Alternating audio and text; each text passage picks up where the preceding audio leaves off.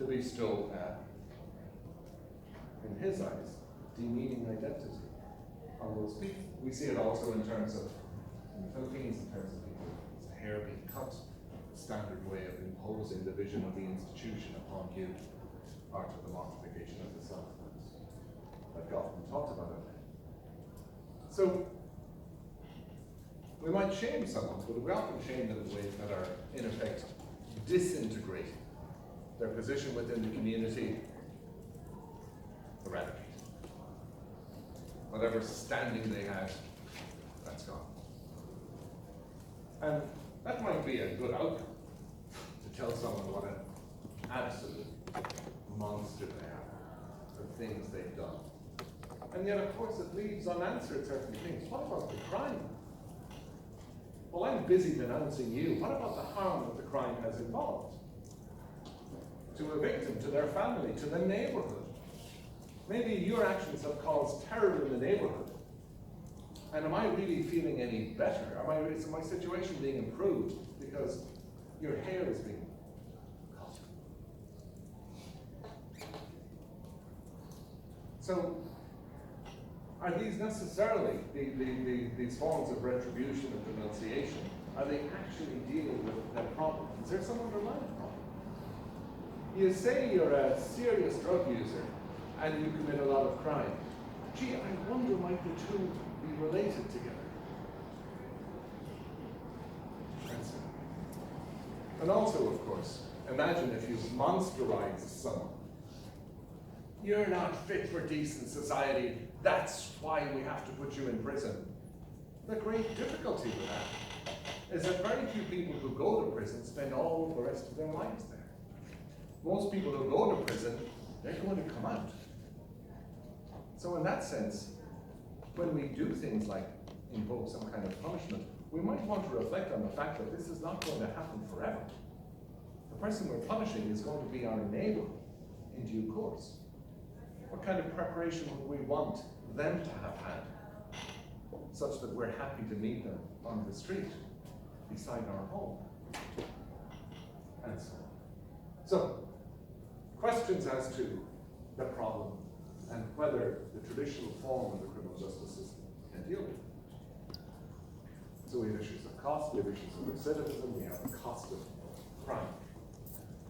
Interestingly, what Christie also says is that in a sense, the more we give our problems over to professionals, solicitors, academics, judges, prosecutors, in effect, the less public standards, public debate comes to be involved. And this is an opportunity maybe for us to, this is an opportunity lost, I should say, where we might be able to think again about problems. So for example, the person who's committed an awful lot of crimes, and they also seem to use a lot of hard drugs. So imagine a situation where the obvious solution is to deal with this person through imprisonment. And if that becomes the obvious solution, then in a sense people are less likely to challenge it. But imagine a situation where other people are present, and instead of the definition being, well, they've reached that part of the criminal code, they should go to prison. And other people might say, you know what, I have a cousin who is kind of a bit like this, and we sent them to a clinic for treatment, and you know, they're still no fun to be around on Christmas Day, but they're an awful lot better than they used to be. And they seem to cause an awful lot fewer problems than they did before. So in that sense, the narrower we make things, the more we rely on expert opinion, perhaps we're losing out on valuable advice and guidance and wisdom from other people.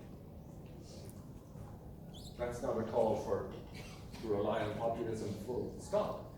But it might be a case of thinking, well, are there other people who have useful ways of helping us see these issues? So, restorative justice, that's a bit of bravery. Well, it's often assumed to arise from the peaceful ways of historic peoples, with a focus upon restitution, upon victim protection, rather than giving over the solution to the problem to the state or the leaders, which inevitably might result in punishment. And indeed, we can see elements of restitution in the old Irish Brehon law, for instance, where crimes were often remedied through compensation rather than through punishment. But the key questions guiding restorative justice are really, what about the harm done through crime? By all means, focus on imprisoning people, but lo and behold, are you actually solving the harms done by the crime? So, questions to consider. Well, who actually suffered the harm? Presumably the victim, first of all, the immediate victim, but perhaps others as well. If one person in a family is victimized, the whole family might feel victimized. Everyone in the street, in the neighborhood might feel victimized. And so, what are their needs? What will actually improve their world? What will help restorative justice? What will help restore them to the situation they were in previously? And what are the effective ways of doing that? Who has the responsibility for achieving this? And so it tends to involve, first of all, acknowledgement by the offender. Yes, I did it. I did it. It tends to involve voluntary participation by the parties. And it tends to involve some degree of victim recognition. That might be in the form of an apology. It might be in the form of an apology and an explanation. Because remember, if you've been murdered, it's not just the value of the things taken. It's the loss of your peace of mind. You're lying in bed the following night wondering, is that person going to come back? Why was I targeted? Am I now vulnerable for the rest of my life? You can imagine that there might be some relief in seeing that the monster that you now thought inhabited every dark space of your imagination was just, I say just, was just an asshole. Just an asshole who made a stupid decision. Might it be reassuring to find out that they are not some kind of evil criminal genius, but they were drunk and they were stupid. And you know what? They recognize that.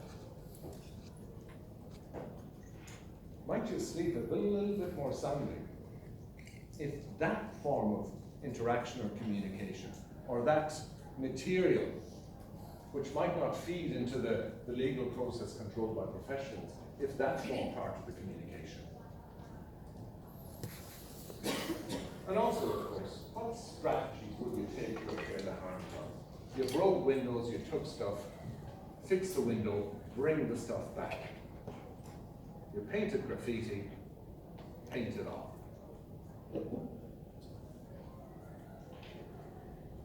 But also, hey, you who did these stupid, horrible, hurtful things, why? Is there some problem that you need to be dealing with? What do you need to deal with, the things you need to deal with, and so on? And one thing this does is highlight the importance of relationships. The law tends to be quite black and white. Did you do it? Didn't you do it? Are you guilty of the offense or not? But one of the curious motivating factors is we have, in terms of our lives, is the relationships we have with others. And one thing we don't like is to be humiliated, is to be shamed, if we think this is simply to be humiliated. So any of you who have been dragged out in front of a class when you were kids in school, maybe you recall it with horror. Maybe your palms get sweaty, maybe you get a knot in your stomach, maybe you feel nauseous. Because it was so humiliating. All that was done is that I was made to feel small through that punishment. That's disintegrative shame. That's shaming to make someone feel small. I'm sure we've all seen it. I suspect we've all experienced it. But the question is, how can you use the relationships we have with others to use shame more effectively? And so one of the things that Christie said is lacking in the criminal justice system by confining it so much to experts. And now remember, he was talking about a much more confined system than we have now. The victims' rights movement is really a very different beast now to what it was in the 70s when Christie was writing. So things have improved. But imagine a situation where,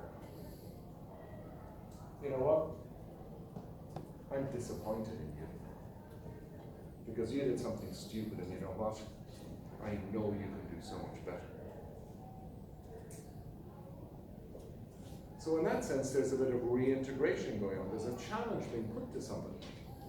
I'm not saying you're worthless now and forever. I'm saying the deed you did, the action, that's not worthy. But that's different to the person. Distinguishing the behavior from the person, the act from the person. And is there a way to kind of work in some kind of significance of relationships? One of the things where, did you see Hong Kong, the protests? What are the protesters concerned about? Being arrested and sentenced to 10 years imprisonment, perhaps? Or their mother finding out? Did you see journalists walking among the people barricaded in the university? I can't show my picture of mine. You know, here they are with Molotov cocktails, petrol bombs, armed police outside waiting to arrest them. And what are you concerned about? I don't show my face, my mom doesn't know I'm here. In other words, many of the things we're concerned about isn't the formal legal punishment. It's actually the knock-on social consequences. It's whether your children will ever talk to you again. You did what? It's whether your partner will disown you. It's whether your parents will just shake their head and walk away. So the relationships we have with people can be much more significant than the legal punishment. Or you were fined and you got some offense for some minor conduct or some minor misconduct. As opposed to, where do you think you're going, young man or woman? Sit down at our table now. We're going to have words. A lot of people would rather pay twice as much of a fine and avoid the moment of truth with your family or your friends. So in a way, one thing to bear in mind is it possible to use this model of communication, where we can say to people, we expect better. Shame on you. You need to do something about this. That might actually be much more of a motivating factor than sending someone to prison to discover, guess what? They didn't like it, but they haven't changed their behavior.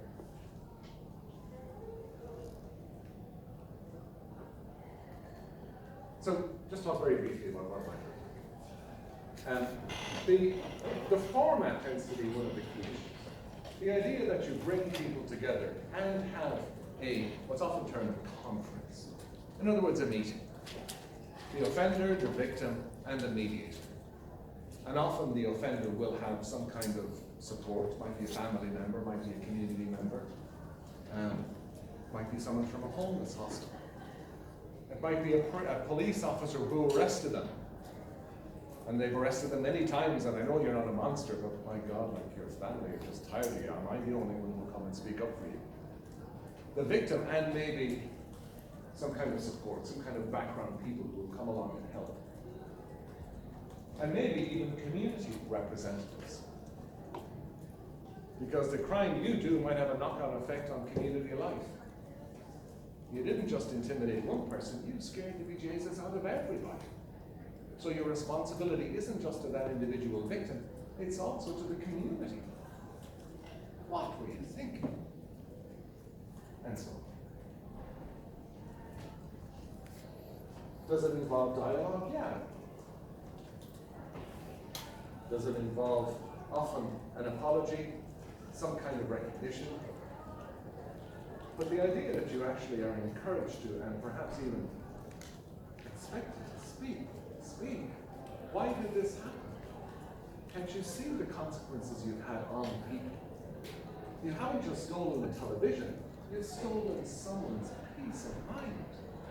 They will never sleep soundly in their bed again. Didn't you think? And it's like, no, I didn't. Right? So you can imagine a situation where being forced to confront the human consequences of your behavior would actually be a lot more startling than having to pay a fine or having to go to prison for a week.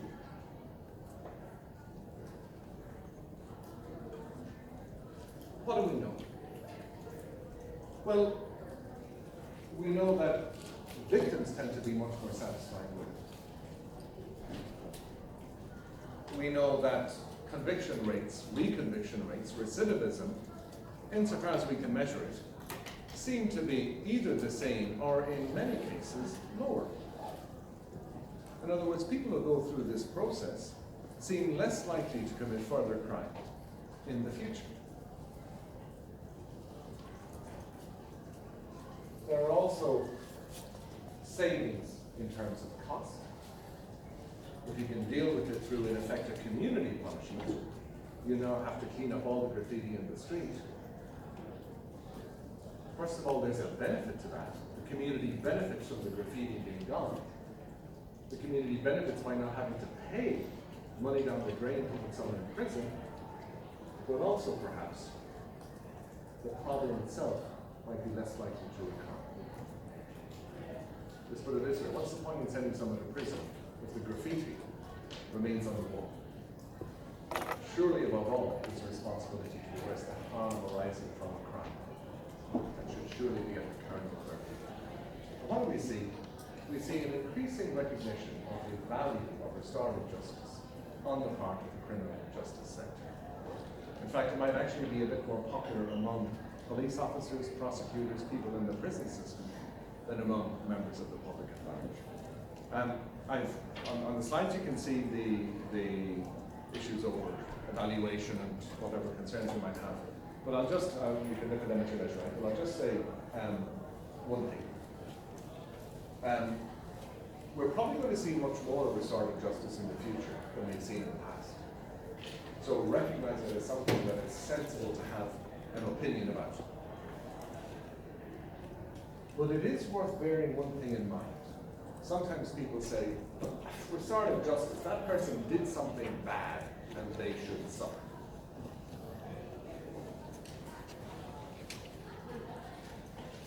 What do you want the outcome of a crime to be in terms of society's response? Do you want to focus on making that person suffer? Or do you actually want to do something that fixes the problem? That addresses the victim's concerns, that addresses community concerns, and that also maybe has something to do, or that has some effect on the offender's behavior in the future. If you're concerned about those latter issues, then it might be worth asking, why would I be so committed to sending someone to prison to punish them when that's going to be costly, ineffective, and does very little for the victim? When there might be another procedure which could deliver maybe more effective justice. So we'll see more of it. I think it's a useful thing to have thoughts about. Thanks for your time. Thank you.